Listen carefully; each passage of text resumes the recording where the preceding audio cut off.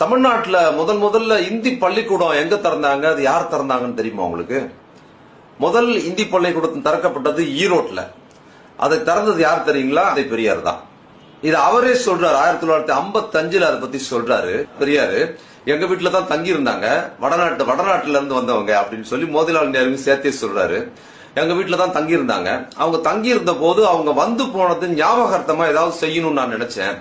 என்ன செய்யலாம்னு யோசிச்ச போது, சரி இந்தி சொல்லிக் கொடுக்கலாம் நம்ம ஊர் பசங்களுக்கு அப்படின்னு முடிவு பண்ணிட்டு ஒரு ட்ரஸ்ட் ஆரம்பிச்சு, அவர் சொந்த காசுல ட்ரஸ்ட் ஆரம்பிக்கிறார் இந்தியை பிரச்சாரம் செய்வதற்காக.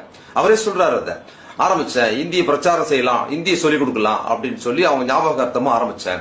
அதுல 30 மாணவர்களுக்கு இந்தி சொல்லிக் கொடுக்கறதுன்னு முடிவு பண்ணியாச்சு. அதுல ஆசிரியர்களுக்கான சம்பளம் என்னதுன்னா பெரியாருது.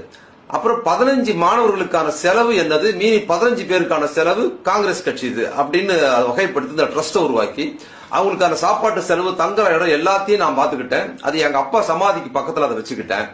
அந்த பள்ளிக்கூடத்தை எவ்வளவு நாள் நடத்திருக்காரு? 2 வருஷம் நடத்திருக்காரு. 2 வருஷம் அந்த பள்ளிக்கூடத்தை நடத்தினேன்.